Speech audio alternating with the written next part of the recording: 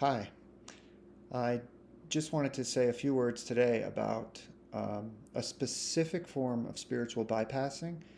that I am seeing more of today for whatever reason, and it totally reminds me of me and something I've had to work through. Um, Spiritual bypassing in general is a catch-all term for either transcending our most painful human parts, or um, it has a connotation of pretending to transcend them as well. And sometimes it's just moving into a more conceptual idea of what's happening in reality. Sometimes it's using just maps to explain what's happening rather than actually experiencing the terrain of what could be called just suffering in general. But the specific thing I'm recognizing these days is a number of people who have had genuine spiritual transcendent experiences, who are um, mistaking a kind of silence,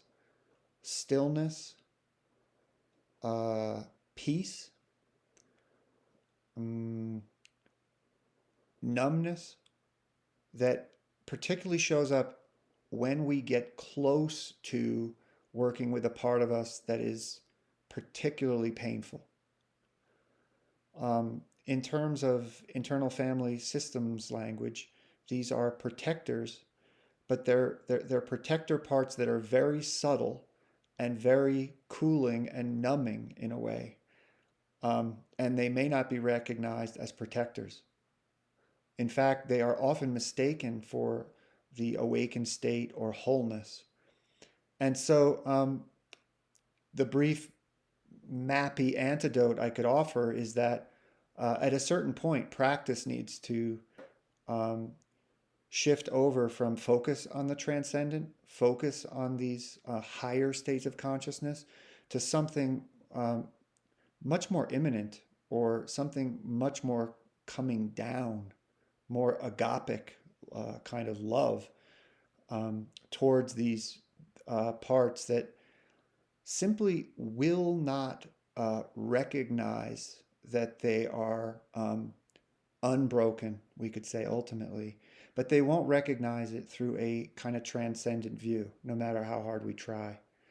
So the flip is to recognize that as we move down in a loving wholeness presence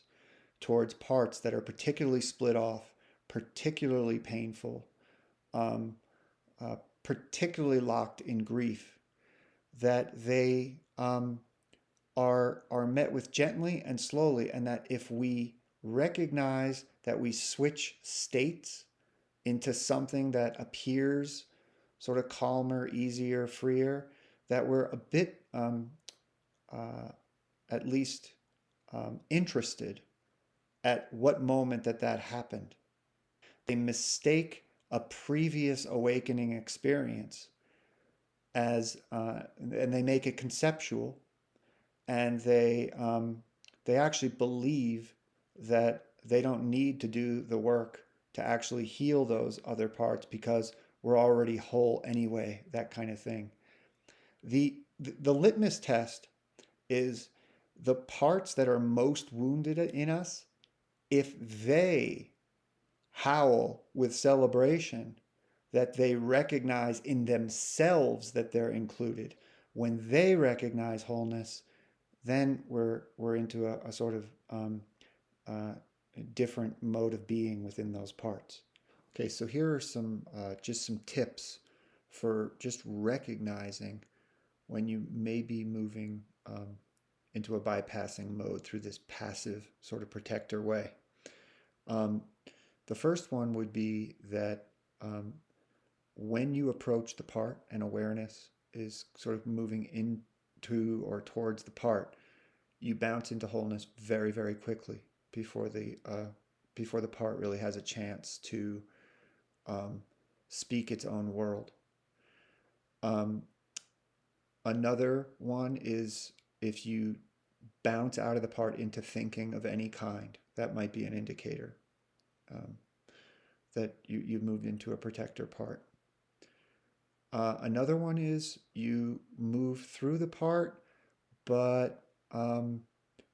there's no feeling, there's no emotion that is processed before moving into the